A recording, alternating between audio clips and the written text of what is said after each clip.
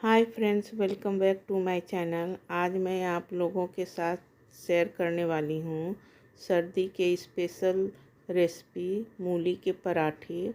ये बहुत ही टेस्टी होते हैं और ये झटपट बन भी जाते हैं। इसे बनाने के लिए ये मैं 3 मूली ली हूँ। ये आधा किलो मूली है, एकदम ताज़ा फ्रेश मूली है। और ये छोटे वाले मूली हैं। बड़े वाले मूली में ज़्यादा पानी होता है। मूली के पराठे के लिए ऐसा ही मूली होना चाहिए। इस तरह से मैं मूली के पत्ते को तोड़ लूँगी और इसका मैं चटनी बनाऊँगी। इसे उबाल कर चटनी बनाया जाता है, इसमें धनिया का पत्ता डालकर। अब इन सारी मूली को मैं छीलूँगी। इस तरह से देखिए, मैं मूली को छील लेती हूँ। सारी मूली को इसी तरह से मैं छील लूँगी। देखिए, ये ऊपर वाला भाग इसको काट कर निकाल दूंगी। देखिए, इसको इस तरह से काट कर निकालेंगे। अब मैं मूली को कद्दूकस करूंगी। ये बारीक वाला है, बारीक वाला से नहीं करूंगी। और ये मोटा वाला है, थोड़ा इससे करूंगी। इससे इसलिए करूंगी कि बारीक से करूंगी तो ज़्यादा पानी निकलेगा। इससे करूंगी कद्दूकस तो कम पानी निकलेगा मूली में। अब इसी तरह से मैं सारे मूली को कद्दूकस कर लूँगी। देखिए, इसी तरह से करना है। सारे को मैं कद्दूकस कर लेती हूँ। देखिए, इस तरह से मैं सारे मूली को कद्दूकस कर लूँगी। इस तरह से देखिए, ऐसा हुआ है। और इसी तरह से मैं अभी भी पानी निकल रहा है इससे। इसे मैं कस कर इस तरह से मैंने सारी मूली को कद्दूकस कर ली हूँ। देखिए, इस तरह से। अब इसे मैं एक बर्तन में लेकर इस तरह से सारा कद्दूकस किया हुआ मूली मैं दूसरे बर्तन में ट्रांसफ़र कर देती हूँ इस तरह से।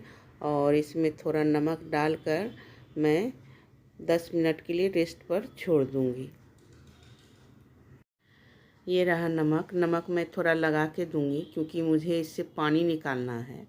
आप जब भी मूली का पराठा बनाएं इस तरह से नमक लगा के 10-15 मिनट के लिए छोड़ दें, तभी आपका पराठा सही बनेगा। क्योंकि इसमें पानी रहता है। आप किसी तरह का मूली लें, उसमें पानी रहेगा ही।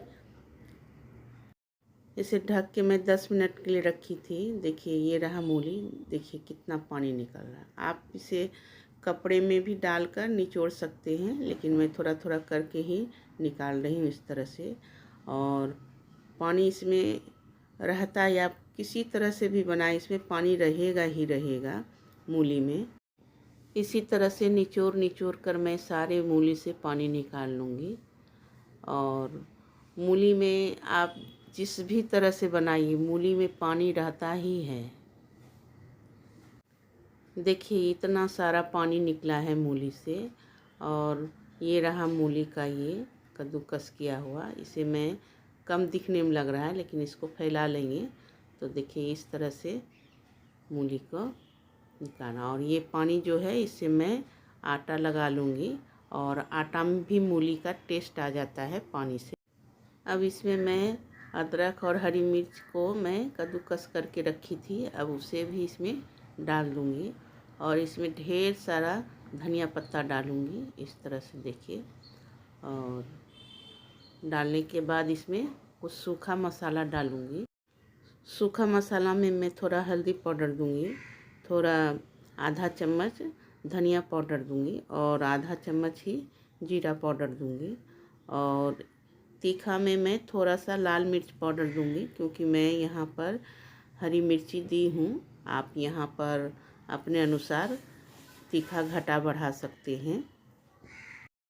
यहाँ पर मैं 1 चम्मच आमचूर पाउडर डाल रही हूँ, क्योंकि इसको टेस्टलेस रहता है मूली, तो इसमें टेस्ट बढ़ाने के लिए ये सारे मसाले मैं डाली हूँ। और थोड़ा खट्टापन आए तो मैं आमचूर पाउडर डाली हूँ। और इस अभी भी देखिए, इसमें पानी का अंश है, इसलिए अभी नमक इसमें नहीं डालूँगी। जब मैं भरने लगूँगी ना स्टेपिंग करने, तभी मैं इसमें थोड़ा नमक डालूँगी। इस तरह से मैं सारे को मिला ली हूँ।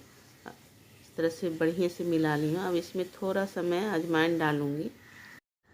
ये रहा अजवाइन, इसको भी मैं क्रश करके इसमें डाल दूँगी। मूली है, मूली में अजवाइन पड़ता है, या आप हींग डालिए।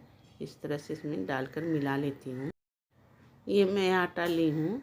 आटा में थोड़ा मैं नमक डालूँगी। इस तरह से नमक डालकर इसे मिला लेती हूँ। और जो मूली का पानी निकाले हैं ना, ये रहा, इसी से मैं आटा लगाऊँगी। थोड़ा थोड़ा करके पहले डालूँगी इस तरह से। और इस आटा जो लगाना है ना, जैसे रोटी बनाते हैं ना, रोटी पराठा, उसी तरह से सॉफ्ट आटा लगाना है, थोड़ा मसल मसल के इस तरह से। और ये अब सारा पानी लग जाएगा मूली का, डाल देती हूँ। अगर ऊपर से पानी लगा तो और डालूँगी इसमें। इस तरह से इसको मिला लेती हूँ। इस तरह से मसल मसल कर आटा को लगाऊँगी। इसमें पानी डालेंगे, ऊपर से पानी लगेगा तो इसमें डालेंगे और इसे मसल मसल कर मैं आटा लगाऊंगी इस तरह से।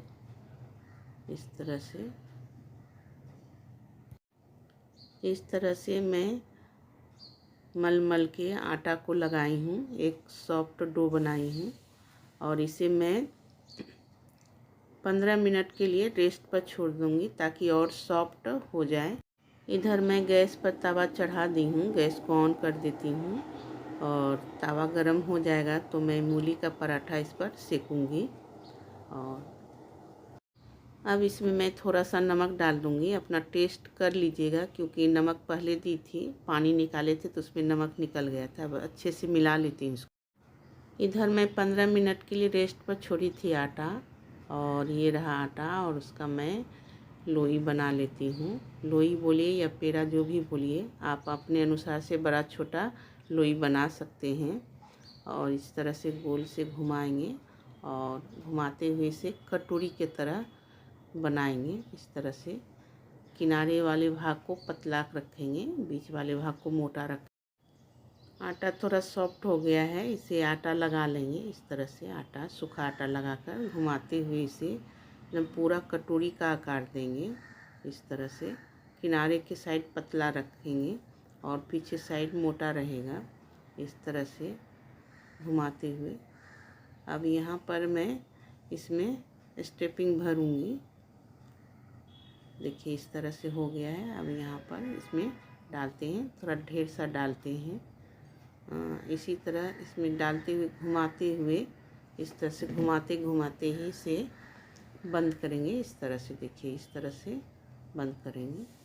और ये जो वाला भाग है आप इसे निकाल भी सकते हैं, लेकिन मैं इसी में रहने दूँगी। इस तरह से दोनों हथेलियों में दबाते हुए और थोड़ा चकले पर आटा डाल देंगे सूखा।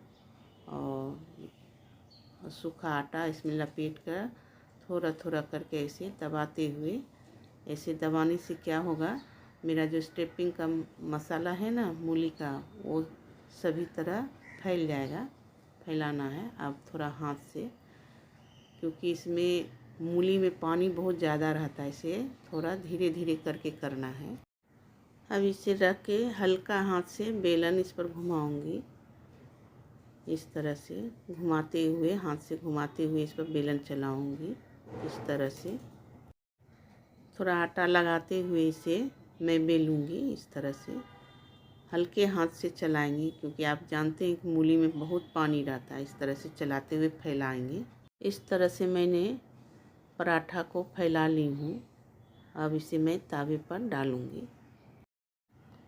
तवा गरम हो गया है। अब यहीं पर मैं पराठा डाल देती हूँ। पहले इसे दोनों साइड सेकेंगे, बाद में इसमें घी तेल जो लगाएंगे आप लगा सकते हैं। देखिए ऊपर साइड का कलर चेंज हो गया है। इसे पलट देती हूँ। नीचे पक गया है, मेरा सिक गया है। अब इसे बीच बीच में उल्टा के चेक करूँगी अंदर हुआ है या नहीं।